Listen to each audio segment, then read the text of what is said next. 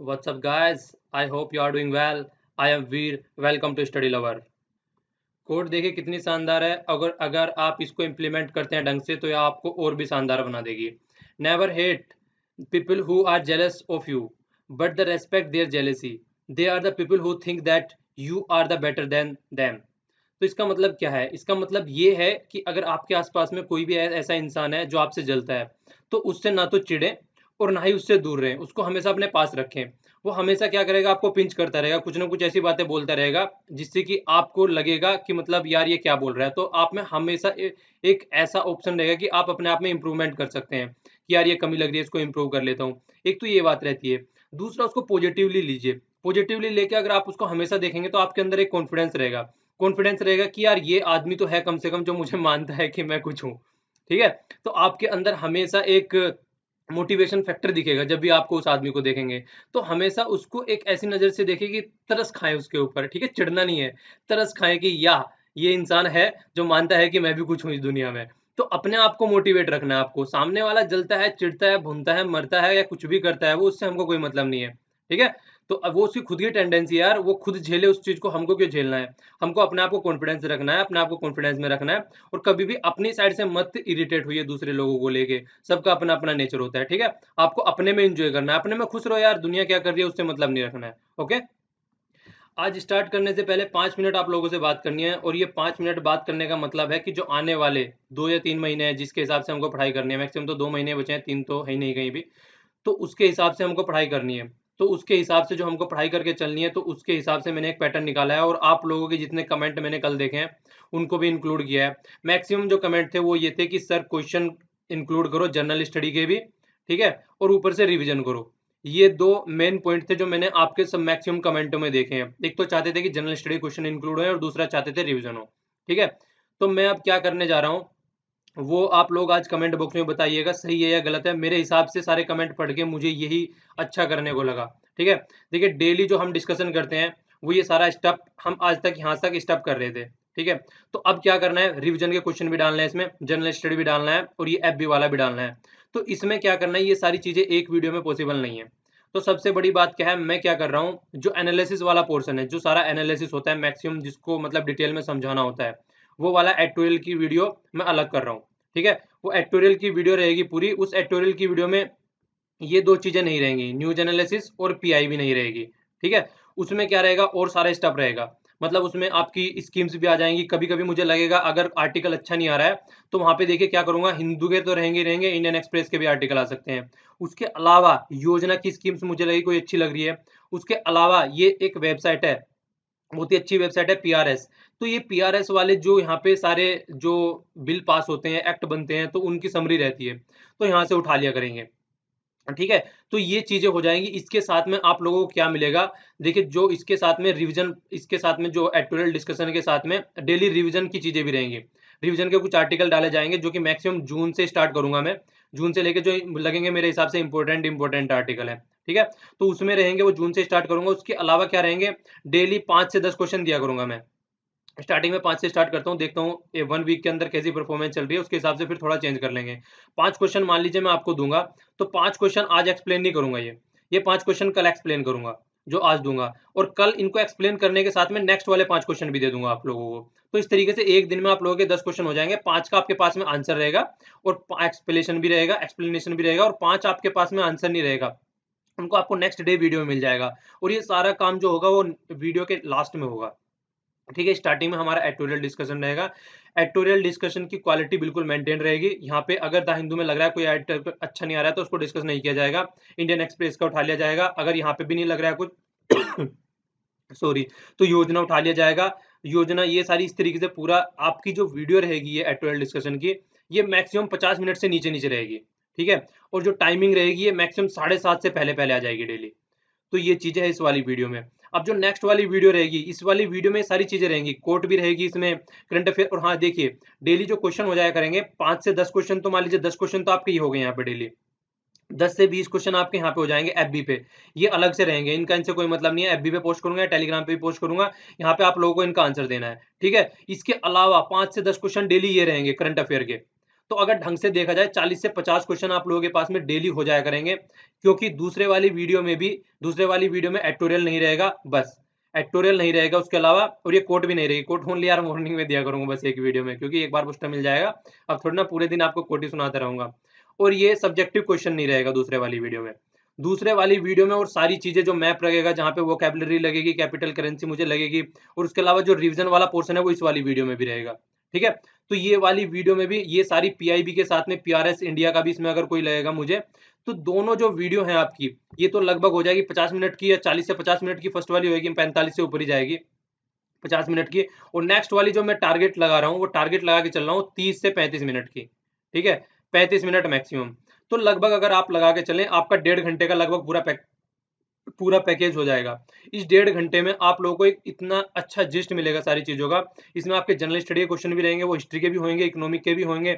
अगर देखिए 10 क्वेश्चन यहाँ पे हो जाएंगे, फिर 10 क्वेश्चन नेक्स्ट वाली वीडियो में हो जा रहा है, अगर 5 से 10 क्वेश्चन, वो मैं परफॉर्मेंस के बेस पे देखूंगा। मैं पहले ही बता दे रहा हूँ, जितनी मैं आप अगर 50% मेहनत करेंगे तो मैं 100% करूंगा, आप 100% करेंगे तो 150 करूंगा, आप लोगों से ज्यादा ही करूंगा। इसलिए आप लोग जितना मुझे सपोर्ट करेंगे, मैं आपको उससे ज्यादा डबल सपोर्ट करूंगा। तो इसीलिए आप लोग जितना पार्टिसिपेट करेंगे, जितना मुझे दिखेगा कि लोग पार्टिसिपेट कर रहे हैं, मैं उसी के बेस पे सारी चीजें लेके चलूंगा, और बहुत मेहनत से काम करेंगे। जो सेकंड वाली वीडियो है, सेकंड वाली वीडियो की टाइमिंग रहेगी 9 से 10, इसके बीच में आएगी मॉर्निंग में। और सेकंड वाली वीडियो अगर कभी देखे मॉर्निंग में नहीं आती है, तो फिर इवनिंग में इसकी टाइम रहेगी 8 से 9। ये हो सकता है बाई चांस कहीं निकलना पड़ जाए, कोई केस पड़ जा रहा है, या कुछ भी चीजें हो जा रही हैं, तो ये पूरा शेड्यूल रहेगा जिसके बेस पे मैं काम करने की सोच रहा हूँ। इसके अलावा जो वोकेबलरी वगैरह रहेंगी, और देखिए जैसे प्रीलिम्स में आप कहते हैं कि प्रीलिम्स में क्वेश्चन आ रहे हैं, अगर आप 2015 का पेपर उठा के देखें, 2015 का पेपर उठा के देखें, तो आप डिफ्रेंशिएट ही नहीं कर सकते हैं कि एसएससी है या यूपीएससी है। आप लोग ये नहीं कह सकते कि यार ये एसएससी का क्वेश्चन है, यूपीएससी का क्वेश्चन है, ऐसा कुछ नहीं है। वहां पे भी ये पूछा गया था कि प्लानिंग कमीशन को किसने रिप्लेस किया है, नीति आयोग ने। अगर आप वैसे देखेंगे तो इसको एसएससी का क्वेश्चन कहेंगे, पर लेकिन 40% क्वेश्चन यही थे। तो एसएससी और यूपीएससी कोई अलग नहीं है। जो कुछ क्वेश्चन होते हैं लगभग 10 से 20 या 30% आप क्वेश्चन कह सकते हैं, दोनों में एक ही तरीके के रहते हैं। ठीक है, ऊपर से बैंकिंग का जो पोर्शन है, आरबीआई का पेपर, आरबीआई ग्रेड बी ऑफिसर का, या फिर बैंकिंग पीओ के क्वेश्चन है, वो भी सारे रहेंगे मिक्स। इकोनॉमिक्स वाला पोर्शन सारा उसमें कवर हो जाता है, जो बैंकिंग वाला पोर्शन है। तो कोई भी एग्जाम ऐसा नहीं है कि सारे एग्जाम अलग अलग है, बस थोड़ा क्वेश्चन थोड़ा डिफरेंस हो जाता है, और बाकी सारी प्रिपरेशन एक साथ चलती है। तो इसलिए आप लोग इसका फोकस करके चलिए। और इसके अलावा अगर आप लोगों को लगता है कुछ और करना चाहिए, देखिए मेरा पूरा फोकस रहेगा दोनों वीडियो में रिवीजन किया जाए, और मैक्सिमम आप लोगों को क्वेश्चन दिया जाए, ये मेरा पूरा फोकस रहेगा। इसके अलावा अगर आप कुछ चाहते हैं तो मुझे कमेंट बॉक्स में लिखिएगा। मेरा तो ये पूरा प्लान है, जो मुझे लगा आपके कमेंट देख के। और एक वीडियो में करना पॉसिबल नहीं है, कतई पॉसिबल नहीं है। और सबसे बड़ी बात यह है, जो चाहते हैं कि स्टार्टिंग में देखिए 7:30 बजे वीडियो आ जाया करेगी, उसके बाद में आपके पास में तसल्ली रहेगी, एक वीडियो कंप्लीट हो चुकी है, तो दूसरी वीडियो की टेंशन ज़्यादा लेने की जरूरत नहीं है, क्योंकि वो आराम से आएगी। और उसके बाद में मतलब आप लोगों के पास में पूरा टाइम भी रहेगा एनालाइज करने का। आप कम से कम अपना न्यूज़पेपर पढ़ सकते हैं दूसरी वीडियो आने से पहले। तो फुल टाइम को यूटिलाइज कीजिए, टाइम को वेस्ट मत कीजिए। इससे ज़्यादा इंपॉर्टेंट कोई चीज़ नहीं है, इससे ज़्यादा प्रेफरेंस किसी चीज़ को नहीं देना लाइफ में। ठीक है, 8 मिनट हो गई, बहुत ज़्यादा बकवास हो गई, इतनी नहीं करनी थी। हालांकि सोच रहा था 5 मिनट में निपटाऊंगा, पर लेकिन ये चीज़ें क्लियर करनी थी आपके माइंड में। अब आगे चलते हैं, आज का एडिटोरियल डिस्कशन करते हैं, और फिर क्वेश्चन देखेंगे। ये वाला फर्स्ट आर्टिकल है, इसमें मोटर व्हीकल बिल पास किया गया लोकसभा के द्वारा, तो क्या क्या उसके प्रोविजन है, और खासकर जो फोकस दिया गया है लास्ट में आके आर्टिकल में, वो वुमेन्स और चिल्ड्रन पे दिया गया है कि इनकी सेफ्टी के लिए भी क्या किया गया है। तो आर्टिकल को बहुत अच्छे से डिस्कस करेंगे। ये वाला आर्टिकल न्यूक्लियर डिसआर्मामेंट से रिलेटेड आर्टिकल है। तो किस तरीके से न्यूक्लियर को डिसआर्मामेंट करना है, और किस तरीके से एक तरीके से मतलब दुनिया से खत्म करना है न्यूक्लियर को, तो उसके ऊपर फोकस दिया गया है। इस वाले आर्टिकल को भी बहुत अच्छे से देखेंगे। ये दोनों आर्टिकल नेपाल से रिलेटेड है, और खासकर इस वाले आर्टिकल में इंडिया और नेपाल के रिलेशन की बात की गई है। ये दोनों आर्टिकलों को एक साथ करके पूरे अच्छे से एनालाइज करेंगे, और मधेसी कम्युनिटी क्या होती है और किस वाले एरिया में रहती है, उनका क्या इशू है, इस आर्टिकल को दोनों को बहुत अच्छे से देखेंगे। ये वाला साइड वाला आर्टिकल बहुत ही ज्यादा फिलोसफिकल लिख दिया गया है। ये वाला आर्टिकल, इस वाला आर्टिकल में ये बताया गया है, जैसे महाभारत है, रामायण है, अगर इनको हम किसी पर्टिकुलर आइडियोलॉजी, किसी पर्टिकुलर रिलीजन से कनेक्ट करके ना पढ़ा जाए, अगर इनको एज ए एथिकल व्यू से पढ़ा जाए कि चीजें क्या सही है क्या गलत है, उसके बेस पे चीजों पढ़ा जाए, तो वो ज्यादा नॉलेजेबल होता है, और वही एक प्रोडक्टिव वे होता है चीजों को पढ़ने का। तो पूरा फिलोसफिकल आर्टिकल है, इस वाले आर्टिकल को कोई मतलब नहीं है, बहुत ही ज्यादा अलग तरीके से देखा गया है। ये वाला नेक्स्ट वाला जो ये वाला आर्टिकल है, ये है पीआरएस इंडिया, जिसकी मैं बात कर रहा था, जिसके आर्टिकल डिस्कस करने की बात कर रहा था। ये वाली इसके फाउंडर हैं ये। ठीक है, तो इसके फाउंडर हैं, तो इनके द्वारा लिखा गया है, वही है लेजिस्लेशन क्या है जो लोकसभा में वर्क हुआ है। तो 3 लेजिस्लेशन का यहाँ पे इन्होंने एनालिसिस किया है कि वो किस तरीके से गलत मतलब पास किए गए हैं और किस तरीके से उनको पास करना चाहिए था और कमिटी को सेंड करना चाहिए था। जिस तरीके से यूके में अगर कोई लेजिस्लेशन बनना है, उसको प्रॉपर वे में कमिटी के पास भेजा जाता है और प्रॉपर वे में उसका पूरा एनालिसिस किया जाता है, तब जाके उसको पास किया जाता है। पर लेकिन हमारी पार्लियामेंट क्या कर रही है आज की डेट में, लोकसभा क्या कर रही है, हमारा जो लोकसभा है वहाँ पे मेजोरिटी नहीं है, मतलब लोकसभा में मेजोरिटी है पर राज्यसभा में मेजोरिटी नहीं है। तो वो क्या करते हैं, मैक्सिमम बिल को क्या करने की कोशिश करते हैं, मनी बिल बनाने की कोशिश करते हैं और मनी बिल बना के उनको पास कर देते हैं, जिससे राज्यसभा में उनको डेडलॉक का सामना न करना पड़े। ऐसा इनको नहीं करना चाहिए और प्रॉपर कमेटी को बिल सेंड करना चाहिए। तो ये सारी चीजें यहाँ पे डिस्कस की गई हैं।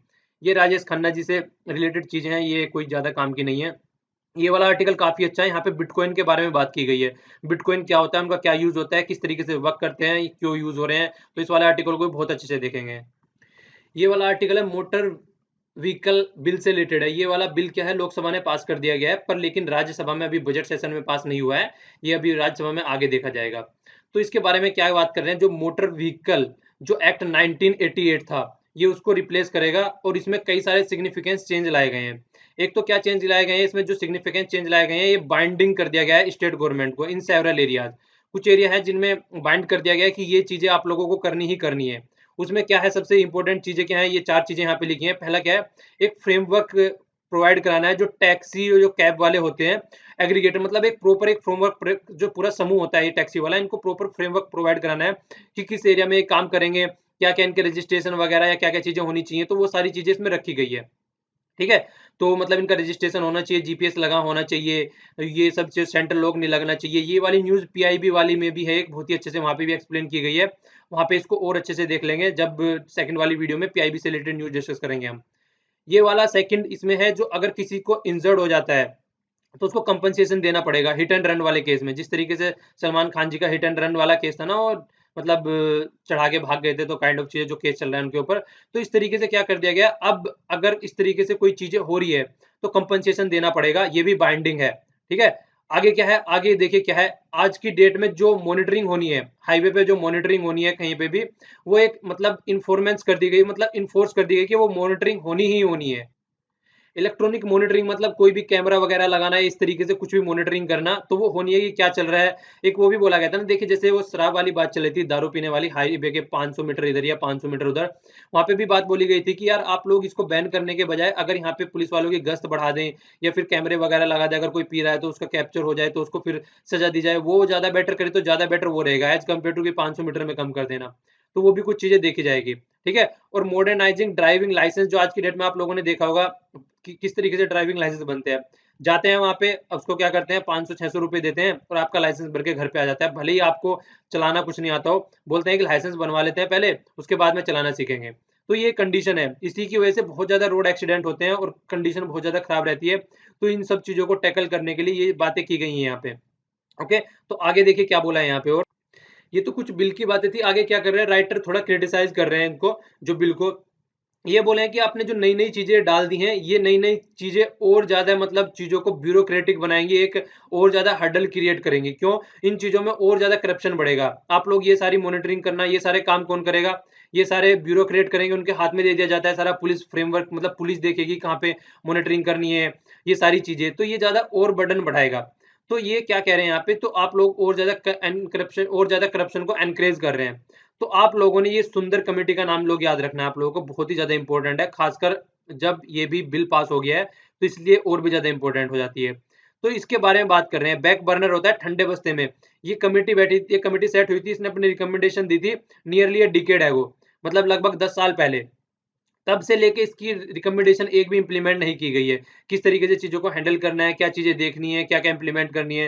तो आप लोग जो है कमेटी सेट करते रहते हैं, उसकी रिकमेंडेशन नहीं इंप्लीमेंट करते हैं। तो आप लोगों को उसकी रिकमेंडेशन इंप्लीमेंट करनी चाहिए, जिससे कि जो करप्शन है और ये सारी चीजें जो आप लोग यहाँ पे बिल में डाल रहे हैं, इन सब चीजों को टैकल किया जा सके ढंग से, और एक प्रॉपर वे की एक सर्विस प्रोवाइड कराई जा सके, जिससे कि जो बिल आप पास कर रहे हैं वो एक पेपर बिल न बना रहे, कि जो पेपर पे ही रहे और ग्राउंड पे इंप्लीमेंट ना हो। तो ये चीजें यहाँ पे बोल रहे हैं, तो ये कमेटी का नाम आप लोगों को याद रखना है, सुंदर कमेटी। ठीक है, आगे यहाँ पे क्या बोल रहे हैं देखिए, आईआईटी दिल्ली ने रोड सेफ्टी से रिलेटेड एक रिपोर्ट निकाली थी 2015 में।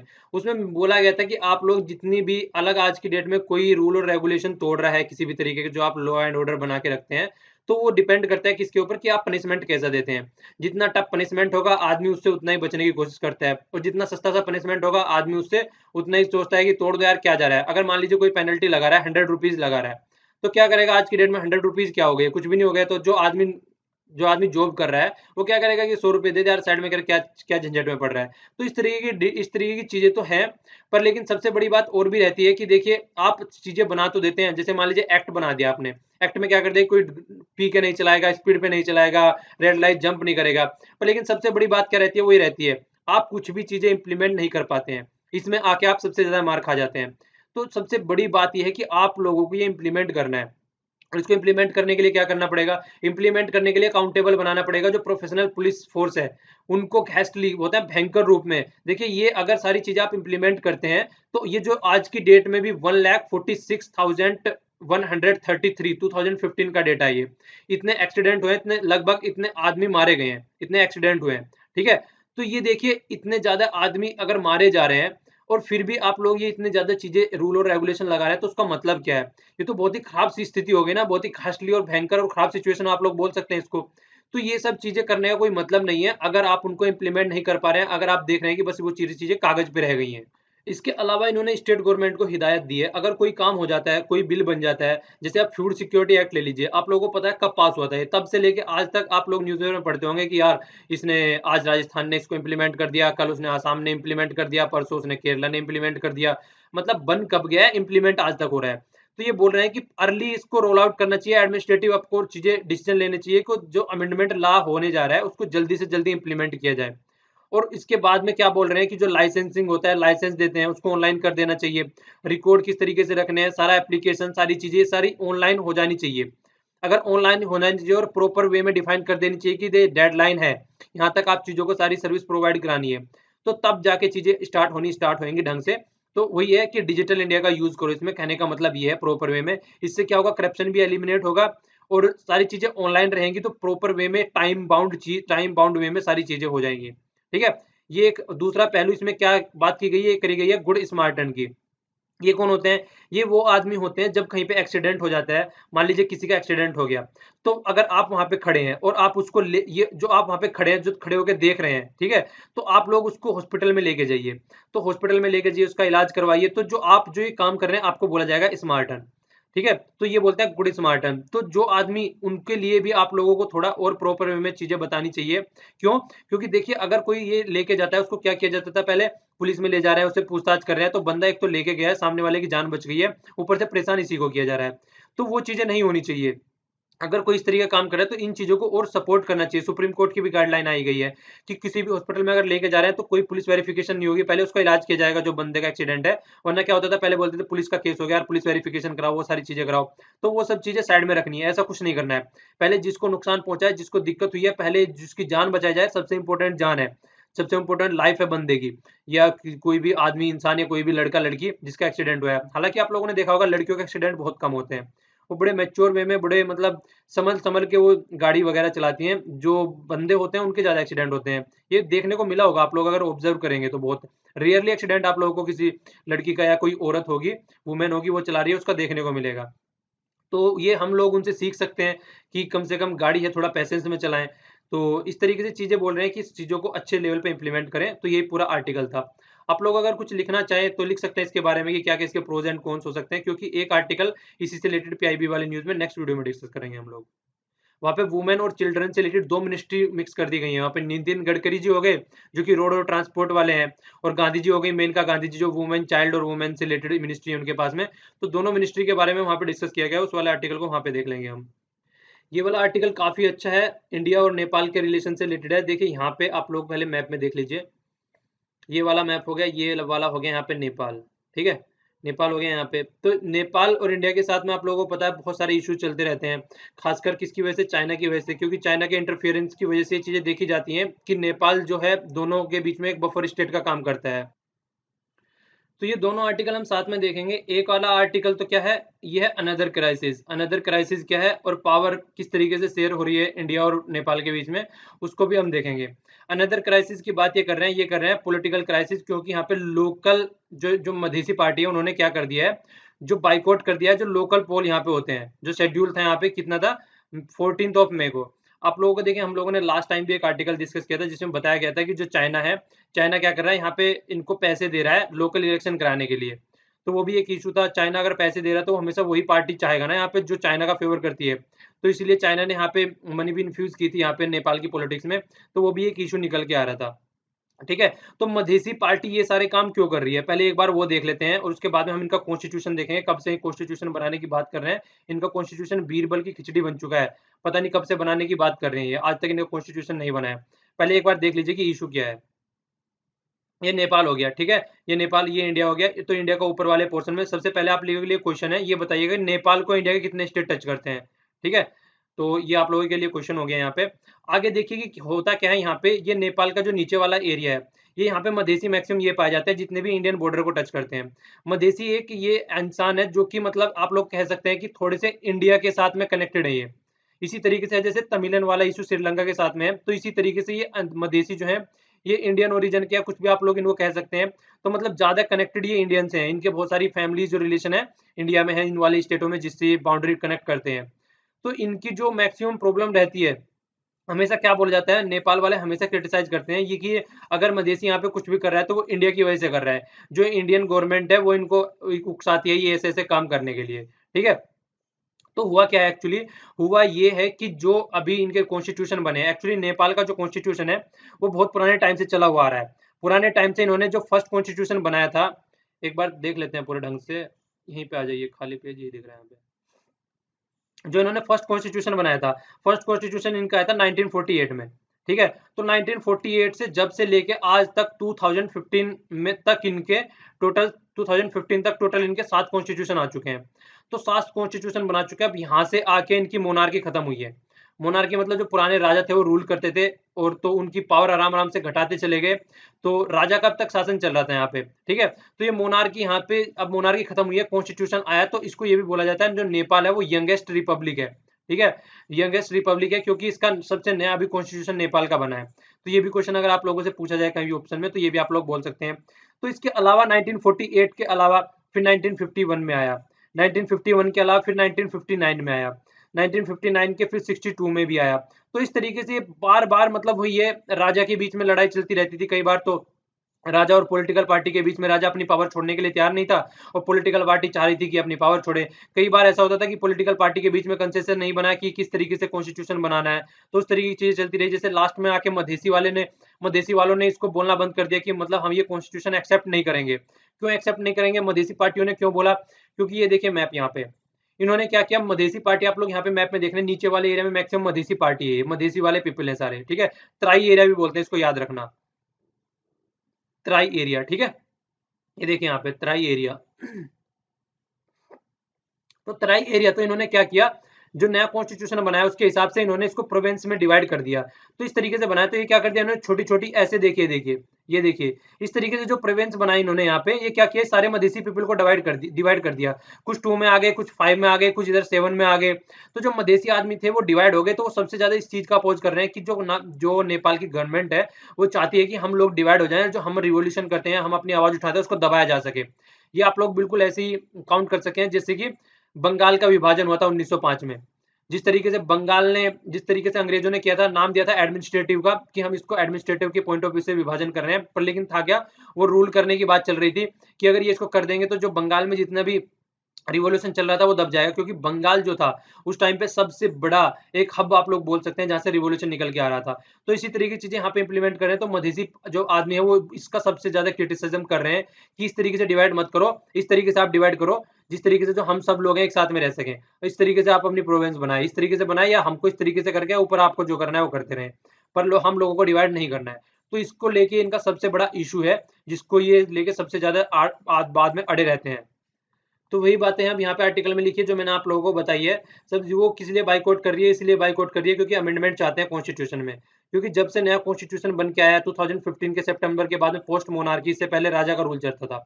ठीक है। तो तब से बाद में क्या हुआ है, रीड्रॉइंग जो फेडरल बाउंड्रीज है जो मैंने आप लोगों को अभी दिखाई है, वो वाली बाउंड्रीज जो इस तरीके से कट रही हैं, ये वाली बाउंड्री चेंज करने के लिए ऐसे कह रहे हैं कि इनको ऐसे करो, रीड आउट फेडरल बाउंड्रीज, ठीक है। तो ये बातें यहाँ पे बोल रहे हैं, तो इनको फिर से इनको खींचो, फिर से देखो इनको, तो जो आप लोगों ने डिवाइड कर दिया है, तो न्यू प्रोविंस बनाई है, तो उनको फिर से कोशिश करो जिससे कि हम सब एक जगह इकट्ठे आ जाएं, ठीक है।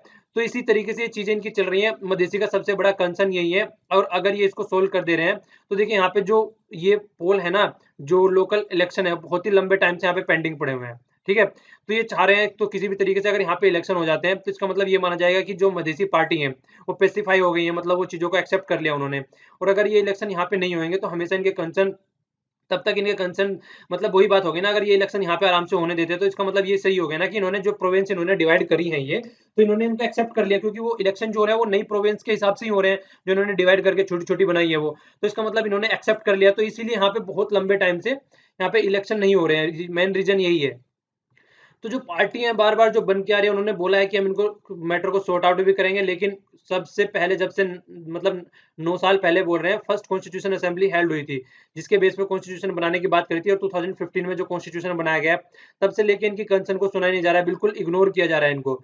तो इसीलिए बोल रहे हैं। और देखिए सबसे बड़ी बात ये हुई, कितना लार्ज एरिया आप लोगों ने मैप में देखा होगा, तो उनके बिना विदाउट पार्टिसिपेशन मधेसी कम्युनिटी के यहाँ पे इलेक्शन भी नहीं हो पाएंगे, क्योंकि सबसे बड़ा एरिया अगर नीचे वाला देखा जाए, पूरा साउथ वाला एरिया जो है वो मैक्सिमम मधेसी कम्युनिटी का है, तो उनको भी साथ लेके चलना है। तो ये भी इशू है, ऐसा भी नहीं है कि इनको छोड़ के अपना अलग अलग इलेक्शन करवा लें ये लोग। अब वो तो फर्स्ट वाला आर्टिकल खत्म हो गया, अब सब सेकंड वाला जो आर्टिकल है उसमें इलेक्ट्रिसिटी के ट्रेड की बात चल रही है दोनों के बीच में।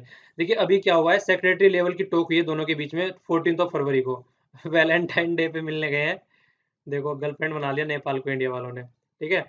तो यहाँ पे सेक्रेटरी लेवल की टॉक हुई है वहां पे। तो अभी यहाँ पे क्या किया गया है, ये बोला गया बुटवाल गोरखपुर, यहाँ पे एक लाइन बनाने की बात चल रही है, प्रोजेक्ट ट्रांसमिशन लाइन बनाने की बात चल रही है, जिसके तहत क्या होगा, यहाँ से मतलब नेपाल से हम नेपाल से बोल रहा हूँ, इंडिया से नेपाल को हम लाइट भेज सकते हैं। तो एक बार देख लीजिए लाइन कहाँ पे है, बुटवाल गोरखपुर, ये वाले देखिए, इस वाले मैप में ये हो गया नेपाल, तो यहाँ पे हो गया बुटवाल, ठीक है। और यहाँ पे हमारा हो गया गोरखपुर। तो यहाँ के बीच में एक ट्रांसमिशन लाइन बनाने की बात चली है, जिससे यहाँ से लेके यहाँ पे नेपाल में हम लाइट भेज सकेंगे। तो लाइट देखिए, एक सबसे बड़ी बात क्या होती है, आज की डेट में नेपाल के पास में काफी रिसोर्सेज हैं, पर लेकिन वो उन रिसोर्सेज का यूटिलाइजेशन नहीं कर पा रहा है, जिससे कि भूटान कर पा रहा है, क्योंकि भूटान में बहुत ज्यादा इन्वेस्टमेंट कर रहे हैं इंडिया, तो उसकी वजह से वहाँ पे बहुत ज्यादा मतलब लाइट जनरेट की जाती है, और जिसकी वजह से इंडिया खुद भूटान से खरीदता है। पर लेकिन नेपाल के साथ में उल्टा हो रहा है, नेपाल खुद इंडिया से खरीद रहा है। अगर आप लोग यहाँ पे नदियां भी देखें कई सारी, ये देखिए कितनी सारी नदियां ऊपर से निकल के आ रही हैं, ठीक है। ये बहुत ही छोटा हो गया, ये कमाली, ये हो गया काली, जिसको बिहार का शोक भी कहा जाता है। तो इस तरीके से कई सारी रिवर निकल के आ रही है यहाँ पे, तो अगर इन रिवर को ढंग से यूटिलाइज कर सके, तो कितना ज्यादा ये मतलब बहुत ही अच्छे प्रोडक्टिव है। पर लेकिन न तो इनके पास में टेक्नोलॉजी है, ना इनके पास में रिसोर्सेज है, मतलब रिसोर्सेज तो है, टेक्नोलॉजी नहीं है जिससे इनको यूटिलाइज कर सके। और बोला जा रहा है कि अगर ये ढंग से यूटिलाइज करे, तो ये इनको इस सिचुएशन तक पहुंच सकता है नेपाल, कि इंडिया को सप्लाई करे, ना कि इंडिया से खरीदे। तो वो वाले चीजें भी यहाँ पे डिस्कस की गई हैं आगे आर्टिकल में। तो देखिए यहाँ पे ये बोल क्या रहे हैं, तो जो नेपाल में जो पावर शॉर्ट है, तो वो इंपोर्ट करेगा कहाँ से, इंडिया से इंपोर्ट करेगा। और जैसे ही देखिए लाइट अगर जा रही है, तो वहाँ पे फैक्ट्री चलेंगी, तो वहाँ पे प्रोडक्शन होगा, प्रोडक्शन करेगा तो डिमांड एंड सप्लाई पड़ेगी। तो ये सब चीज होने से उनकी वहाँ पे क्या होगा, इकोनॉमिक ग्रोथ भी बढ़ेगा। और लाइट रहेगी तो यार बच्चे पढ़ भी लिख पाएंगे, कंप्यूटर वगैरह अच्छे से यूज कर पाएंगे, मोबाइल फोन ये सब चीजें भी अच्छे से चलेंगी वहाँ पे। और ज्यादा लाइट होने से मतलब ये नहीं है कि बस रोशनी होगी, लाइट होने का मतलब देखिए बहुत ही लार्ज स्केल में उसका इम्पैक्ट पड़ता है, ठीक है। तो इंडिया के पास में जो आज की डेट में सरप्लस कैपेसिटी है, आज की डेट में, तो फ्रूटफुल्ली उसको क्या कर सकता है, मतलब देखिए ये क्या बोल रहे हैं यहाँ पे, कि हमारे पास में सरप्लस कैपेसिटी है। पर लेकिन अगर नेपाल के जो हाइड्रो पावर रिसोर्सेज हैं, अगर उनको ढंग से डेवलप किया जाए, तो ढंग से अगर उनको किया जाए, तो फिर हम उनसे मतलब वो भी उसको एक्सपोर्ट करने की कंडीशन में आ सकते हैं, ठीक है। देखिए सबसे बड़ी बात क्या है, ये नेपाल वाले क्या करते हैं, डरते हैं। किस तरीके से क्यों डरते हैं, क्योंकि ये सोचते हैं अगर इंडिया के साथ में ट्रेड करने लगे, तो इंडिया एक इतनी बड़ी कंट्री है, हम उनके सामने बिल्कुल कुछ भी नहीं है, तो हमारे ऊपर वर्चस्व लगा के रखेंगे। कई बार आप लोगों ने देखा होगा, एक ट्रीटी भी थी, जो फ्रेंडशिप ट्रीटी साइन हुई थी, तो फ्रेंडशिप ट्रीटी भी यहाँ तक मतलब ये वाले बोलते हैं, उसको तो बहुत ज्यादा क्रिटिसाइज किया जाता है। इंडिया की साइड से जो फ्रेंडशिप ट्रीटी साइन की थी, वो जो नेपाल में हमारा एम्बेसडर थे उन्होंने साइन की थी, और वहां पे उनकी साइड से प्राइम मिनिस्टर ने साइन की थी। तो इसको क्रिटिसाइज किया जाता है कि यार प्राइम मिनिस्टर अगर वहां से आ रहा है, तो यहाँ से प्राइम मिनिस्टर साइन करने जाना चाहिए था ना, वहां पे हमारे एम्बेसडर ने साइन कर दी उठा के। तो ये बातें कई बार क्रिटिसाइज की जाती है, कि ये वाले नेपाल वाले बोलते हैं कि आप हम लोगों को बिल्कुल ऐसा सोचते हैं कि बहुत ही छोटा कंट्री है, और आप लोगों को हम बिल्कुल इक्वलेंट का दर्जा नहीं देते हैं। इसीलिए चाइना का बहुत ज़्यादा इंटरफेरेंस रहता है इन सब चीज़ों की वजह से। चाइना वाले बोलते रहते हैं कि हम आपको इक्विवेलेंट का दर्जा देंगे, तो वो सारी चीज़ें होती रहती हैं। तो देखिए क्या बोल रहे हैं आगे, तो जो इलेक्ट्रिसिटी ट्रेड है, जॉइंट प्रोजेक्ट है, वो कई कई वजह से, जो इस तरीके की वजह से वो सक्सीड नहीं कर पाया है। जो ये दोनों में डिफरेंसेस रहते हैं और कई बार मधेसी वाला इश्यू आ जाता है निकल के, तो इसी वजह से, और पूरा कई कई बार चाइना वाला इश्यू आ जाता है निकल के। तो इसकी वजह से ये चीजें नहीं हो पा रही है, पर लेकिन 2014 में आके दोनों ने एक मतलब पावर का ट्रेड एग्रीमेंट साइन कर लिया, जिसकी वजह से अब जो इंडियन जो डेवलपर हैं उनको वहां पे जाने का मौका मिल जाएगा और वहां पे जाके एक अच्छा डेवलपमेंट कर सकते हैं, जिसकी वजह से वहां पे एक पावर जनरेशन फैसिलिटी में इंप्रूवमेंट आएगा। और जो इनका फियर है वो भी कहीं ना कहीं टैकल करने की बात की जाएगी, मतलब जो इनका लार्ज कंट्री वाला फियर है उसको हमेशा टैकल करने के लिए सोचते भी रहते हैं, पर लेकिन वही है यार, एक बार वो नहीं है कि शक की दवा बहम की दवा लुकमान हकीम के पास भी नहीं है, तो काइंड ऑफ जो डायलॉग है। अब चाइना वाले इनके मन में मतलब कुछ ना कुछ सुनाते रहते हैं इनको कि आपके साथ में ऐसा हो जाएगा वैसा हो जाएगा, तो इसलिए ये भी बेचारे उसके हिसाब से चलते रहते हैं। और इनके पास में हिस्ट्री भी है, जिस तरीके से इंडिया ने इनको ट्रीट किया है, तो इनके पास में रीजन भी है वो एक तरीके से मतलब फियर माइंड में होने का। ठीक है? और एक तो ये चीज़ हो गई, दूसरी सबसे बड़ी चीज़ क्या है, यहाँ पे कोई इन्वेस्टमेंट नहीं करता है। वो क्यों नहीं करता है? क्योंकि पॉलिटिकल अनसर्टेनिटी इतनी ज़्यादा है यहाँ पे। कई बार कुछ चंद ईयर में ही यहाँ पे कई बार प्राइम मिनिस्टर चेंज हो चुके हैं, और ऊपर से कॉन्स्टिट्यूशन इनके पास है नहीं, बार-बार बनाते हैं, कोई इसको एक्सेप्ट नहीं करता है। तो इसीलिए भी यहाँ पे कौन इन्वेस्टमेंट करेगा? इन्वेस्टमेंट तो वो करेगा ना आदमी यार जिसको पॉलिटिकल स्टेबिलिटी मिले। पता चला आज किसी ने प्रोजेक्ट लगा दिया, कल को दूसरे वाली गवर्नमेंट ने आके बंद कर दिया। तो इसीलिए भी एक रीज़न है जिसकी वजह से यहाँ पे प्रॉपर वे में चीज़ें इंप्लीमेंट नहीं हो पा रही। अब यहाँ पे बोल रहे हैं कि कैपेसिटी कितनी थी इनकी, कैपेसिटी लगभग इतनी थी इनकी 43.5 गीगावाट, और ओनली 0.8 गीगावाट इन्होंने डेवलप्ड किया है मार्च 2016 तक, ये बात कर रहे हैं। तो ये क्या बोल रहे हैं कि एक अपॉर्चुनिटी है इनके पास में, अपॉर्चुनिटी मिस कर दी है कि इंडिया को ये पावर सप्लाई सेल कर सकते थे, जिस तरीके से भूटान का एग्जाम्पल दे रहे हैं यहाँ पे। अगर भूटान का एग्जाम्पल देखा जाए, भूटान की पर कैपिटा इनकम के हिसाब से अगर देखा जाए, तो इनका जो पर कैपिटा इनकम थी, जो परचेजिंग पावर पेरिटी के बेस पे, मतलब कितनी परचेजिंग पावर है, तो उसके बेस पे देख रहे हैं, तो जो इनकी पर कैपिटा इनकम थी वो कितनी थी, $475 थी 1980 में। आज कितनी हो गई है, $7,860 हो गई है 2015 में। अगर इंडिया की देखें तो 5,730 है ओनली। तो इंडिया से भी ज्यादा पर कैपिटा इनकम हो गई है आज की डेट में भूटान की। पर कैपिटा इनकम वही होती है कि एक पर्टिकुलर एरिया में कितने आदमी रहते हैं, area divide by total population, ठीक है ना, तो उससे पर कैपिटा इनकम निकल के आ जाती है। पर कैपिटा इनकम को कई बार आप लोगों ने देखा होगा, इसको एवरेज इनकम भी बोल देते हैं। इसीलिए क्यों एवरेज इनकम बोल देते हैं? क्योंकि उस पर्टिकुलर एरिया में जितना आदमी टोटल मनी कमा रहे हैं विद इन ईयर, आप लोग बोल सकते हैं, और टोटल जो जितनी वहां की पॉपुलेशन है उससे डिवाइड करने के बाद में जो आता है, तो इसीलिए इसको क्या बोल देते हैं, इसको एवरेज ही बोल देते हैं एक तरीके से, ठीक है ना, कि एवरेज इनकम है ये। तो ये देखिए नेपाल है, is a one of the मतलब लोवेस्ट, यहाँ पे देखिए ओनली 119 किलोवाट इन 2012। तो मतलब जितना रिसोर्सेज है उसको यूटिलाइज नहीं कर पा रहे, कहने का मतलब ये है। और जबकि इनका एम्बिशियस जो टारगेट है वो कितना है, ये देखिए इतना है, 16,500 मेगावाट है 2030 तक। तो ये इनका एम्बिशियस टारगेट है। तो इलेक्ट्रिसिटी जो ट्रेड है, अगर ये प्रॉपर वे में करेंगे, इनके पास में इंस्टीट्यूशनल एक इंफ्रास्ट्रक्चर प्रोवाइड कराएंगे, टेक्निकल इंफ्रास्ट्रक्चर इनके पास में रहेगी, और एक पॉलिटिकल स्टेबिलिटी रहेगी, तो तब जाके चीजें प्रॉपर वे में इंप्लीमेंट हो जाएगी। क्योंकि एक जब तक एक वो नहीं कहते हैं कि इंस्टीट्यूशनल इन्वॉल्वमेंट और पॉलिटिकल प्रॉपर वे में नहीं मिलेगी फैसिलिटी, तो कौन अपना यहाँ पे आके अपना इन्वेस्टमेंट करेगा, सिक्योरिटी नहीं मिल पाएगी उनको। तो इसलिए यहाँ पे क्या रहेगा, कोई भी अपना देखिए रिस्क में कोई भी बिजनेस करना नहीं चाहता है। तो बिजनेस तभी हो पाता है अगर उसको एक प्रॉपर तरीके का इन्वॉल्वमेंट मिले, जिससे उसको दिखे कि यहाँ पे तुझे कोई प्रॉब्लम नहीं है। तो ये चीजें हो गई। तो आगे बस यही बोला गया है कि इंडिया के साथ में अगर रिलेशन अच्छे रहेगा, तो जिसका टारगेट बना रखा है अपना टारगेट भी आराम से मिल जाएगा इसको, और ऊपर से बहुत ज़्यादा अच्छी वहाँ पे मतलब उसका लेवल बढ़ेगा, पर कैपिटा इनकम वगैरह ग्रोथ अच्छी बढ़ेगी, और ऊपर से रिलेशन भी अच्छे रहेंगे, और जो टेंशन है उसको भी कम किया जाए, और हिस्टोरिकली जो फ्रेंडशिप टाई है उसको ढंग से सिंगवा के रखा जाए, जिससे कि प्रॉपर वे में चीज़ें होती रहें। ठीक है, तो आप भी इसमें से 4-5 लाइन लिख सकते हैं अगर चाहे तो। 200 तो खैर मत लिखिए, 100 वर्ड के करीब अगर चाहे आप लिख सकते हैं इंडिया और नेपाल के रिलेशन के बारे में, और खासकर मधेसी वाली इशू भी आप लोग चाहे तो इसमें डाल सकते हैं। चलिए अब आगे चलते हैं। ये वाला आर्टिकल एम आर माधवन जी के द्वारा लिखा गया है। तो जिस तरीके से मैंने आपको बताया था कि ये फाउंडर भी है किसके, पीआरएस इंडी पीआरएस। तो पीआरएस एक मतलब आप लोग बोल सकते हैं इसको पीआरएस लेजिस्लेटिव रिसर्च।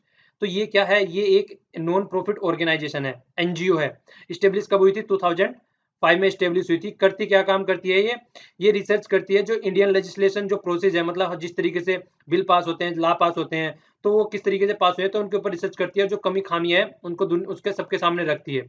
तो इसी तरीके से इन्होंने रिसर्च किया, जो अभी नए नए बिल पास हुए हैं, अभी जो वर्क हुआ है लोकसभा में, उसके बारे में बात कर रहे हैं। तो पहले तो ये थोड़ी सी जो यहाँ पे न्यूज है, पहले उसका थोड़ा सा बैकग्राउंड देख लेते हैं। यहाँ पे इसी से कनेक्टेड थी ये पीआईबी की न्यूज, तो मैंने यहीं पे डाल दी है। इसमें क्या दे रखा है, ये देखिए क्या दे रखा है यहाँ पे, बजट सेशन के बारे में बात कर रखे हैं। Budget session conclude historic, historic बोला गया है इसको, ठीक है ना। किसके द्वारा बोला गया है? अनंत कुमार के द्वारा बोला गया है। तो ये पार्लियामेंट्री मिनिस्टर है, तो इनके द्वारा बोला गया है। तो ये क्या बोले हैं, जो तीन चीजों को इन्होंने बहुत ज्यादा हाईलाइट किया है। तो तीन चीजों को, एक तो जो एक्चुअली जो काम होता है नॉर्मली, ये तीन चीज इन्होंने यहाँ पे ली है। तीन चीजों में सबसे बड़ी बात तो क्या हो गया, अब की बार सबसे पहले एक कंप्लीशन ऑल फाइनेंशियल बिजनेस, 31 मार्च तक सारे फाइनेंशियल बिजनेस जो है वो कंप्लीट हो गए थे। सबसे बड़ी बात है, क्योंकि जो 1 अप्रैल से है, 1 अप्रैल से क्या हो गया था, एक नया फाइनेंशियल ईयर स्टार्ट होना था, तो इसलिए 31 मार्च तक सारी चीजें कंप्लीट हो चुकी थी। सबसे बड़ी बात ये। दूसरी बड़ी बात क्या है, जीएसटी गुड्स एंड सर्विस ये पास हो गया। तीसरी सबसे बड़ी बात क्या है, इंटीग्रेटेड बजट। इंटीग्रेटेड बजट मतलब बजट रेलवे का को मर्ज कर दिया गया था किसके साथ में, जनरल बजट के साथ में। तो ये सारी चीजें टाइम पे हो गई। और सबसे पहले जो अब की बार में जो बजट भी आया था, 1 महीना पहले मतलब आ गया था, तो वो सारी चीजें भी देखी जाए तो सारा काम एक प्रॉपर वे में अब की बार हुआ है। तो ये सारी चीजें यहाँ पे बता रहे हैं कि अब की बार जो काम हुआ है वो सारा सब प्रॉपर वे में हुआ है। और अब की बार 29 जो टोटल सीटिंग हुई है, 29 हुई है लोकसभा और राज्यसभा की। तो उसमें जो लोकसभा का जो वर्क हुआ है वो देखिए, लगभग 113.27% अब की बार प्रोडक्टिव रही है लोकसभा, 100% से भी ज्यादा है। और राज्यसभा भी कम नहीं रही है, वो भी 92% के लगभग में रही है।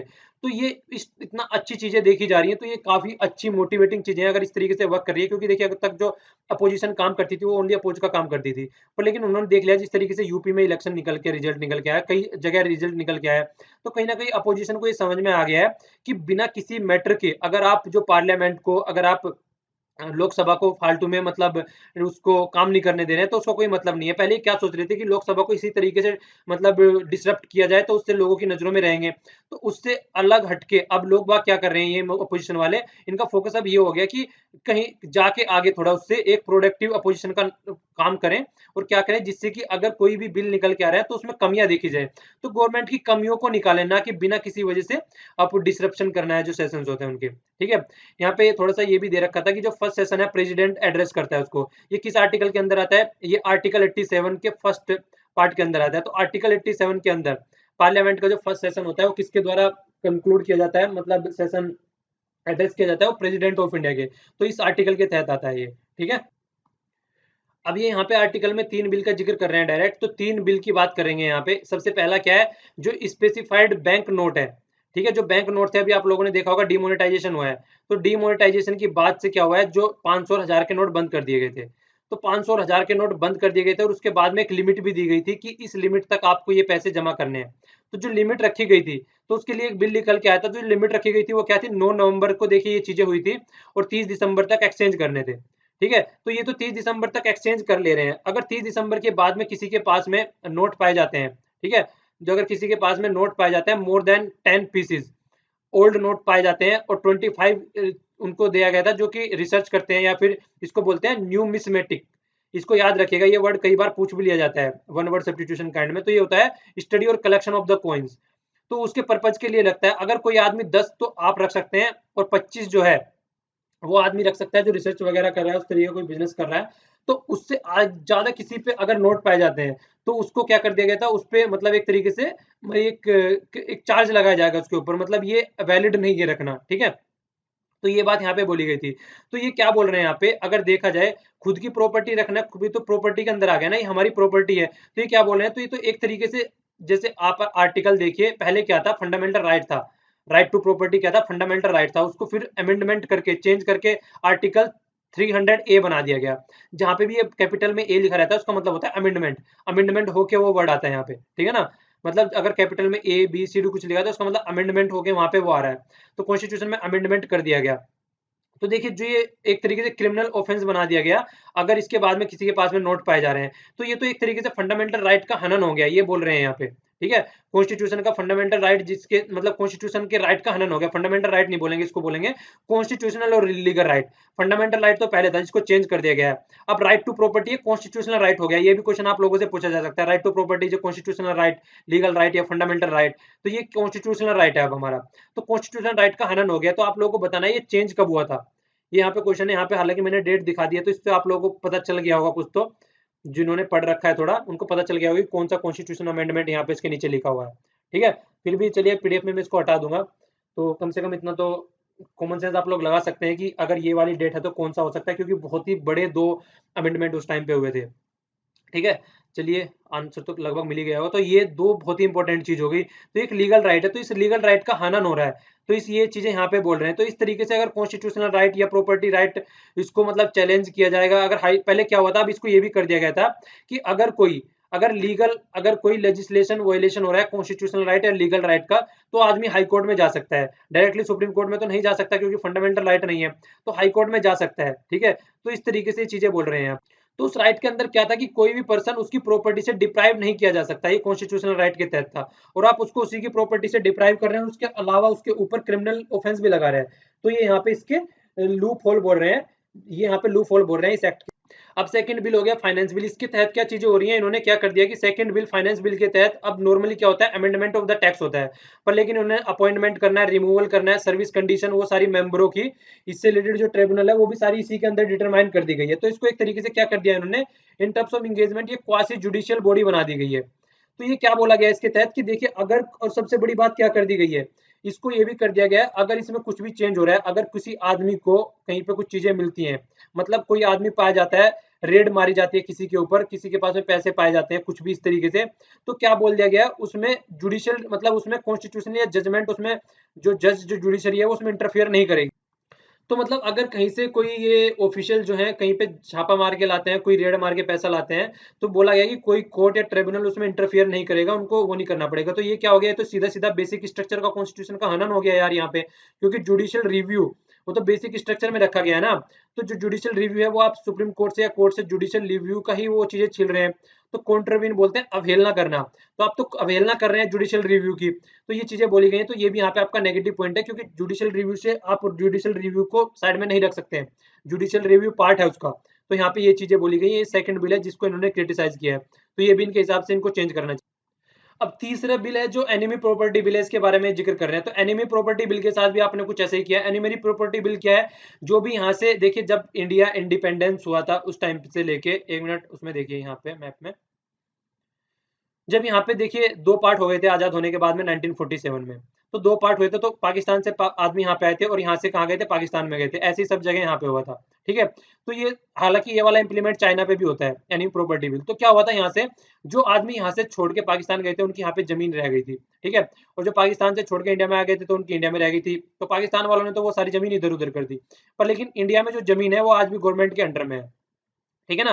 तो वो जो ज़मीन है उससे रिलेटेड ये बिल निकल के आया है कि किस तरीके से उस ज़मीन को हैंडल करना है, तो उसी के बारे में यहाँ पे बात हो रही है। तो एनिमल प्रॉपर्टी बिल के तहत इन्होंने क्या किया है सेंट्रल गवर्नमेंट ने, कि जो राइट है उसके ऊपर एनिमल प्रॉपर्टी बिल का, वो सेंट्रल गवर्नमेंट का आ गया है। अब सेंट्रल गवर्नमेंट उस ज़मीन को यूज़ करेगी। और ये जो यूज़ करने की बात की गई है, जो ये लगाया जा रहा है, ये रिट्रोस्पेक्टिव इफेक्ट से इंप्लीमेंट होगा। मतलब पीछे जाके 4 डिकेड पहले भी, तो 4 डिकेड पहले मान लीजिए किसी ने कुछ ज़मीन हो, वो बेच दी हो, इधर-उधर चीज़ें इधर-उधर हो गई हो, सोल्ड कर दी हो, तो वो चीजें बोली जा रही हैं। तो अगर किसी ने कर दी हो तो ये प्रॉब्लम होगी, तो उस पर भी इंप्लीमेंट हो गई है। और दूसरा क्या किया गया है, दूसरा ये किया गया है कि सुप्रीम जो कोर्ट वगैरह है उसको इसमें इंटरफेयर करने के लिए नहीं बोला गया है इसमें बिल में, कि आप इसमें इंटरफेयर नहीं कर सकते। तो ये तो फिर से वही हो गया, जो एक लॉ के थ्रू काम होता है, एक तो वो नहीं हो पाएगा, और जुडिशियल रिव्यू वाला कॉन्सेप्ट हट जाएगा, फिर से बेसिक स्ट्रक्चर का हनन हो गया ये। तो ये दो चीजें फिर से यहाँ पे बोल रहे हैं, तो ये बिल भी सही नहीं है उस तरीके से अगर देखा जाए। तो आगे कंक्लूजन में फिर क्या बोल रहे हैं, ये इसमें बोल रहे हैं कि देखिए अगर नॉर्मल तरीके से देखा जाए, कोई भी बिल अगर ब्रिटेन की पार्लियामेंट में या कहीं पे भी पास होता है, एक प्रॉपर स्क्रूटनी होती है उसकी, उसको कमेटी के पास में भेज भेजा जाता है, और वहां से सारी चीजें उसको हैंडल करके पूरे उसके ऊपर डिस्कशन करके प्रॉपर वे में जब जाके बिल आता है। पर लेकिन हमारे यहाँ पे क्या कर रहे हैं, इनको इस तरीके से पास नहीं कर रहे हैं। ठीक है? एक एडुकेट डेलिब्रेशन की जरूरत है, विवेचना उसको बोलते हैं। तो उसको पास करने की प्रॉपर वे में जरूरत है। यहाँ पे क्या करते हैं, मनी बिल इनको बना देते हैं और उसको पास कर देते हैं, जिससे कि राज्यसभा भी ना आए और ऊपर से कमेटी को तो सेंड करने की बात भूल ही जाते हैं। तो इस तरीके की बातें बोल रहे हैं कि प्रॉपर वे में बिलों को देखो, पास करो, तब जाके आप चीजों को ढंग से कर पाओगे, वरना इस तरीके की जो मिस्टेक्स करोगे आप, कल को फिर पिटिशन डल जाएगी, फिर से पड़े रहेंगे साइड में सारी चीजें, बेसिक स्ट्रक्चर का हनन का मतलब आ जाएगा यहाँ पे। तो ये सारी चीजें यहाँ पे पूरे आर्टिकल में डिस्कस की गई है। ठीक है? तो अच्छा आर्टिकल था ये, आप लोगों को एक डीप डेप्थ में थोड़ी नॉलेज मिल गई यहाँ पे। ये वाला आर्टिकल वैसे तो कई बार डिस्कस कर चुके हैं, लाइन बाय लाइन ना बता के मैं आप लोगों को पूरा बता देता हूँ। जिस तरीके से देखिए अभी क्या हुआ है, न्यूयॉर्क में एक मार्च में अभी एक बैठक हुई थी जिसमें बोला गया था कि पूरे न्यूक्लियर को बैन करना है, जो कि हम पहले भी डिस्कस कर चुके हैं। वहां पे क्या किया था, ना तो इंडिया ने पार्टिसिपेट किया, एब्सटेन कर गया था, यूएसए ने भी पार्टिसिपेट नहीं किया था। यूएसए की जो एम्बेसडर थी, मतलब यूएन में जो एम्बेसडर है उन्होंने भी कई सारी बातें बोली थी कि मैं नहीं चाहती हूँ कि मतलब ये इस तरीके से न्यूक्लियर वेपन रहे, पर लेकिन ये भी है कि अगर हमारे पास ये नहीं रहेंगे तो वनरेबल कंडीशन बन जाएगी, जो कि नॉर्थ कोरिया वाला इशू था। इंडिया और पाकिस्तान ने भी मना कर दिया था कई रीजन देके। तो जो फर्स्ट टाइम इस तरीके की चीजें हुई थी वो 1946 में हुई थी, ठीक है, for elimination of the new जो आर्मामेंट है, ये इस तरीके के जो चीजों को हटाने वाली बात हुई। कोल्ड वार के बीच में भी इस तरीके की चीजें चलती रहती, तो 1961 में भी असेंबली हुई थी ये सारी चीजों को कि जो वेपन वगैरह है इनको साइड में किया जाए, ये मैनकाइंड को हार्म पहुंचा सकते हैं। और महात्मा गांधी जी की एक कोट देख लीजिए, महात्मा गांधी ने जी ने भी ये बोला था कि अगर ये इसी तरीके से मतलब ये वाली कोट आप लोग यूज भी कर सकते हैं इसको आराम से, इस वाली कोट को। तो इसको आप लोग समझने के लिए वो बोल सकते हैं, वो कहावत नहीं थी, ए आई एंड एक eye o n eye and for eye mail for n eye n eye for n eye make world world blind. तो वो वाली वो था कि अगर आप एक आंख के बदले आंख मांगेंगे तो पूरा वर्ल्ड जो है वो एक तरीके से अंधा हो जाएगा। तो ये इनकी कोड थी। इसी तरीके से यहाँ पे बोला है कि जिस तरीके से सुपरमेसी आप बता रहे हैं बम को लेके कि बम के हिसाब से सुपरमेसी रहेगी, तो ये नॉट डिस्ट्रॉय बाय काउंटर बम। ऐसा नहीं है कि आप बम से ही इसको काउंटर कर सकते हैं। सुपरमेसी बनने के लिए मतलब मेरे पास सुपर मतलब मैं ज्यादा सुप्रीम हूँ, वो बम से ही उसको काउंटर नहीं किया जा सकता है, ठीक है। तो not destroy by the counter bomb, कि पहले वाले ने बना लिया तो आप भी बम बना लीजिए तो आप उसको डिस्ट्रॉय कर देंगे। तो इन सब चीजों से दूर रहे, कहने का मतलब ये है, ठीक है। तो जो अब ये यहाँ पे न्यूयॉर्क में हो रहा है, 2014 में कॉन्फ्रेंस हुई थी, 158 कंट्री जिनके पास में न्यूक्लियर वेपन नहीं है, वो साथ आए थे, humanitarian impact of the nuclear weapon, इन चीजों को देखते हुए, ठीक है। तो इसके बेस पे सब साथ आए थे और इन्होंने बोला था कि यार इस चीज को साइड में करो, कोई मतलब नहीं बनता है। तो जो वहां पे जो रिजोल्यूशन लिया गया था उस टाइम पे, तो अब उसके हिसाब से चीजें यहाँ पे लास्ट अक्टूबर में सब चीज सब साथ में आए और इसको बोला गया कि इसको कंप्लीटली एलिमिनेट करना है। तो ये बातें बोली गई। तो जो देखिए सब मिलके बात आए और एक न्यूक्लियर फ्री वर्ल्ड बनाने की बात चल रही है, तो ये सबके हाथ की बात है, ऐसी बात नहीं है कि ये कोई टफ चीज है। तो ये हमारे हाथ में है, हम चाहे तो इसको आराम से इसको टैकल कर सकते हैं, पर लेकिन सोचने वाली बात है कि करेगा कौन। तो उसके लिए सबसे पहले ये बात बोल रहे हैं कि सबसे पहले आप लोगों को क्या करना है, सबसे पहले तो एक काम करो कि स्टेप्स करो कि बैन कर दो सबको। उसके बैन करने के बाद में फिर आराम से चीजें मतलब सेटल डाउन हो जाएगी। और ये बोल रहे हैं कि इस तरीके की जो पॉसिबिलिटी है, जो वायलेशन है, वो ऐसा नहीं है कि जो कंट्री जो जो ये लॉ पास कर देती है उससे हो जाएगा, ठीक है। इसको प्रोहिबिट कर दो कि कहीं पे यूज ही नहीं होना है बिल्कुल भी। और ये केमिकल वेपन जितने होते हैं सबको एक तरीके से लेके, ऐसा नहीं है कि न्यूक्लियर वेपन की बात करनी है, सबको ढंग से प्रोहिबिट करो, फिर नहीं होगा ये। तो देखिए ये तो वही बात हो गई, मतलब बोला भी गया था कि ये तब तक जो 9 कंट्री, चलिए आप 9 कंट्री बताइएगा कौन सी है जिनके पास में न्यूक्लियर वेपन है, ठीक है ना। तो 9 कंट्री आप लोगों को बतानी है। तो जो 9 कंट्री है उसके बारे में बात कर रहे हैं।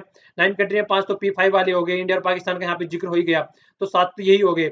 इसके अलावा 7 हो गए, तो 2 और बताने हैं आपको। 2 में से एक तो आप समझ गए होंगे कौन सा है, बदतमीज इंसान हो गया। एक और बता दीजिए कौन सा है, ठीक है। तो ये वाली बात चल रही है यहाँ पे। तो देखिए जब तक ये साथ नहीं आएगी तब तक पॉसिबल नहीं है चीजें सेटल डाउन की जा सकती। देखिए ये वाला article all about the bitcoin था। तो बिटकॉइन होने से पहले सबसे पहले समझ लेते हैं कि बिटकॉइन होता कैसे है, ठीक है ना, मतलब बिटकॉइन निकल के कैसे आता है, ठीक है। सबसे पहले वो चीज समझ लेते हैं एक बार। तो इसके लिए हमको क्या करना पड़ेगा, यहाँ पे देखिए सबसे पहले यहाँ पे क्या बोला गया है कि कैसे बाय करते हैं, सेंड करते हैं, इन्वेस्ट करते हैं। तो बिटकॉइन आप अगर बिटकॉइन लेना चाहते हैं उसके 3 तरीके हैं आपके पास में। एक तो कंप्यूटर पे एक एल्गोरिदम रहती है, ठीक है ना, कोई एल्गोरिदम है, वो भी कुछ ऐसी मल्टीप्लिकेशन वो एल्गोरिदम होते हैं जो कंप्यूटर के प्रोग्राम होते हैं। तो प्रोग्रामिंग सोल्व करके आप लोगों को बिटकॉइन मिल सकते हैं। एक तो बात ये हो गई, ठीक है। इस तरीके से अगर आप कोई प्रोग्रामिंग सोल्व करें जो इससे रिलेटेड होती है बिटकॉइन से, तो आपको बिटकॉइन मिल सकते हैं। दूसरी क्या हो गई, दूसरा तरीका ये हो गया कि ये जो आदमी है जिनके पास में बिटकॉइन है, उनको आप क्या कर सकते हैं, कोई कमोडिटी बेच सकते हैं। मान लीजिए आपने क्या बेचा, इनको जाके आपके पास में गेहूं है, मान लीजिए इनको खाने के लिए गेहूं चाहिए, तो आप इनको गेहूं दे सकते हैं, ठीक है। आप इनको चावल दे सकते हैं, आप इनको कोई भी मशीन वगैरह बेच सकते हैं। तो इस तरीके से ये आपको बिटकॉइन दे देंगे। दूसरा तरीका ये है बिटकॉइन लेने का। तीसरा तरीका क्या है बिटकॉइन लेने का, पैसे दो इनको और पैसे में अपनी मनी में एक्सचेंज करो, डॉलर दो इनको और बिटकॉइन लो। तीसरा तरीका ये है। तो 3 तरीके से आपके पास में बिटकॉइन आ सकते हैं। तो ये 3 तरीके हो गए जिससे आपके पास में बिटकॉइन आ सकते हैं, जिनको आप यूज कर सकते हैं, ठीक है। तो सबसे पहले तो ये यूज करने की बात आ गई। अब तो सबसे पहले तो how the people use bitcoin, मतलब बिटकॉइन कैसे यूज करते हैं पीपल, तो इसकी बात की गई है। तो सबसे पहली बात क्या आ गई, देखिए सबसे पहले तो ये वर्क करती है peer to peer. Peer to peer मतलब वर्क करती है, एक तो हो गया खरीदने वाला और एक हो गया बेचने वाला। तो इन दोनों के बीच में वर्क करती है। यहाँ पे कोई भी सेंट्रल गवर्नमेंट नहीं है। पीयर टू पीयर का मतलब होता है कि दोनों के बीच में वर्क करती है, एक नेटवर्क में वर्क करती है, और कोई भी यहाँ पे सेंट्रल अथॉरिटी नहीं है। नो सेंट्रल अथॉरिटी जो इसको कंट्रोल करती है। जैसे यहाँ पे आरबीआई हो गया, रिजर्व बैंक ऑफ इंडिया, वो क्या करता है, इसको टैकल करता है कि ये इस तरीके से टैकल करके चल रहा है कि मतलब जो भी चीजें हो रही हैं, क्या इन्फ्लेशन रेट करना है, क्या करना है, वो सारा आरबीआई के हाथ में होता है। तो यहाँ पे ऐसी कोई भी एजेंसी नहीं है जो इन सब चीजों को टैकल कर सकती है। तो ये बात बोली गई है। तो ये पीयर टू पीयर है, सबसे पहली बात तो ये हो गई, ठीक है। और सेकंड क्या बोल रहे हैं, देखिए ऐसा नहीं है किसी को सेंड नहीं की जा सकती, किसी को भी सेंड की जा सकती है, पीयर टू पीयर अभी बोला है यहाँ पे, किसी को भी सेंड की जा सकती है। और ऐसा इसमें कोई भी कोई गवर्नमेंट और कोई भी सेंट्रल अथॉरिटी इसके अंडर में नहीं रहेगी कि जिसके अंडर में ये चीजें काम करती है। ये क्रिप्टोग्राफ, क्रिप्टोग्राफ का भी आप वर्ड यूज रख सकते हैं, होता है आर्ट ऑफ राइटिंग और सोल्विंग द कोड्स, जो मैंने अभी बताया, कोड सोल्व करेंगे तो आपको बिटकॉइन मिलेगा। तो उस तरीके से आप बिटकॉइन ले सकते हैं और इसको कोई भी कंट्रोल नहीं कर सकता है, ठीक है ना, कोई भी कंट्रोल नहीं करता है इसको। तो सबसे बड़ी बात क्या होगी, नो अथॉरिटी आपको कंट्रोल करेगी, आप जितने बिटकॉइन चाहे सोल्व कर करते या किसी से खरीद के इसको ले सकते हैं। और नेटवर्क फुल प्रूफ सिस्टम है यहाँ पे, ठीक है ना। तो बिटकॉइन ये ऐसे ट्रांजेक्शन होता है, किसी भी को भी आप इसको ट्रांजेक्शन कर सकते हैं। मतलब आप अगर थोड़ा सा देखें तो इस तरीके से बोल सकते हैं, इंटरनेट बैंकिंग को आप इससे कंपेयर कर सकते हैं। जिस तरीके से इंटरनेट बैंकिंग है, तो आप उसमें से अगर पैसे ना निकाले तो वहां से पैसे किसी के आपके हाथ में फिजिकली पैसे ना आए, इंटरनेट बैंकिंग से एक अकाउंट से दूसरे अकाउंट में ट्रांसफर कर दिए, दूसरे से तीसरे में कर दिए, तो पैसे ट्रांसफर हो रहे हैं वहां पे, ठीक है। पर लेकिन किसी के हाथ में नहीं आ रहे, तो थोड़ा सा आप समझने के लिए इसको थोड़ा कोरिलेट कर सकते हैं। पर लेकिन वहां पे क्या है, वहां पे उसको आरबीआई हैंडल कर रहा है, पर यहाँ पे कोई बैंक इसको हैंडल नहीं कर रहा है। तो यहाँ पे फिर वही बात आगे बोल रहा है कि देखिए बिटकॉइन जो है उनको सेंड किया जा सकता है, किसी के भी ग्लोब में कहीं पे भी इसको सेंड किया जा सकता है, और कहीं पे भी सेंड करके इसको रिसीव करके जरा सी देर में यूज किया जा सकता है। जिस तरीके से इंटरनेट बैंकिंग के थ्रू आप पैसे भेजते हैं, तुरंत निकाल के उसको यूज कर सकते हैं, ठीक है। वेयर डू वी गेट, फिर वही बात आ गई जो मैंने स्टार्टिंग में बताया, तो उस तरीके से आप बिटकॉइन ले सकते हैं। तो ये तो वो वाली बात होगी एक्सचेंज करके और वो फंड से उस तरीके से। तो ये कह रहा है आगे कि यू, अगर बिटकॉइन आपके पास में है, ठीक है ना, आप किस तरीके से बिटकॉइन, दूसरा वही हो गया हार्डवेयर से वगैरह, आपके पास में कंप्यूटर है तो पजल सोल्व करिए, या फिर वही सारी चीजें, तो वो सारी चीजें टेक्नोलॉजी थोड़ी होनी चाहिए, तो जो मैंने आपको स्टार्टिंग में बताई है। इसके बाद में क्या है, ये अनकॉइन, अनकॉइन ये करके है इंडिया में, बैंगलोर बेस्ड, ये है बेस्ड, ये अलग होना था, बैंगलोर बेस्ड कंपनी है जो सेल और बाय करती है बिटकॉइन का, ठीक है। ये इंडिया में है फिलहाल। तो ये देखिए आज की डेट में बिटकॉइन की वैल्यू कितनी है, ये है $1200, एक बिटकॉइन की वैल्यू है $1200। अगर इसको डॉलर से लगाया जाए, लगभग 80 से 90 हजार के बीच में पड़ेगा डॉलर के बेस पे, रुपी, तो इतने में एक बिटकॉइन आएगा। तो बिटकॉइन की ये इतना, मतलब इसकी वैल्यू हो गई बिटकॉइन की। और यहाँ पे देखिए सबसे बड़ी बात क्या है, दो जो हमारी नॉर्मल करेंसी होती है वो इन्फ्लेमेटरी होती है। मतलब क्या होता है, इन्फ्लेशन आ जाता है, अगर करेंसी ज्यादा हो गई मार्केट में तो क्या होगा, तो वैल्यू जो रहेगी, वैल्यू की चीजें कम हो जाएगी। मतलब जैसे करेंसी है किसी के पास में, वही प्याज वाला से एग्जांपल देता हूँ मैं, तो प्याज सब खरीद लेंगे तो मतलब थोड़ी भी प्याज जो महंगी बिकने लगेगी, जैसे खत्म हो जाएगी। यहाँ पे उल्टा होता है, डिफ्लेमेटरी होती है। मतलब जितनी ज्यादा करेंसी रहेगी ये मार्केट में, जितनी ज्यादा आएगी तो इसकी वैल्यू बढ़ जाएगी। क्यों, क्योंकि ये लोकली यूज होने लगी। जैसे ये लोकली फिर यूज होने लगेगी, तो देखिए वही बात होगी ना, सबसे बात जे आज की डेट में यूज नहीं हो रही, तो जितनी ज्यादा यूज होनी स्टार्ट हो जाएगी उतनी ज्यादा ग्राउंड लेवल पे चीजें होने लगेगी फिर। तो इसलिए डिफ्लेमेटरी करेंसी, तो जैसे इसकी डिमांड बढ़नी स्टार्ट हो जाएगी तो फिर क्या होगा कि इसकी वैल्यू भी बढ़नी स्टार्ट हो जाएगी। तो इस तरीके से इसको यहाँ पे बोल रहे हैं, ठीक है। तो ये पूरा आर्टिकल आपका बिटकॉइन के ऊपर हो गया, कि चीजें समझ में आ गई होगी। फिर भी अगर नहीं कुछ समझ में आया तो कमेंट बॉक्स में इसको, इससे रिलेटेड आप कुछ भी लिख सकते हैं, ठीक है। तो आगे फिर आर्टिकल आएगा, फिर से डिस्कस कर दूंगा। देखिए आज 10 मिनट स्टार्टिंग में बेकार हो गई थी, तो इसलिए थोड़ा लंबा खिंच गया यहाँ पे। और आज के ये 4 क्वेश्चन आप लोगों के देख लीजिएगा वीडियो को पॉज करके। एक तो ये क्वेश्चन हो गया, वीडियो पॉज करके देख लीजिएगा, एक ये क्वेश्चन हो गया, एक ये क्वेश्चन हो गया, एक ये क्वेश्चन हो गया, ठीक है। तो आज ये 4 क्वेश्चन है, कल से क्या करूंगा, कल से 5 से, देखिए आपके, आप आज कमेंट कीजिएगा, उसी बेस पे मैं आगे काम करूंगा। तो कल से फिर क्या करूंगा, जैसे मान लीजिए 5 आज, मतलब 5 क्वेश्चन लगा लीजिए, 5 क्वेश्चन है तो कल पहले इनका आंसर दूंगा, ठीक है। नेक्स्ट वाले 5 क्वेश्चन आप लोगों को मिल जाएंगे। तो इस तरीके से एक दिन में 10 क्वेश्चन हो जाएंगे, 5 का आप लोगों के आंसर रहेगा, 5 आप लोगों के पास सोचने के लिए रहेंगे, ठीक है। 5 या 10 जितना भी कहेंगे वो तो देख लेंगे हम लोग। इसके अलावा आर्टिकल रहा करेगा, इसमें रिविजन का रहेगा डेली, और या फिर योजना का रहेगा, या फिर किसी और दूसरे एडिटोरियल का आर्टिकल रहेगा। तो इस तरीके से जो वीडियो होगी वो लगभग 50 से नीचे नीचे ही रखूंगा इसको, ठीक है।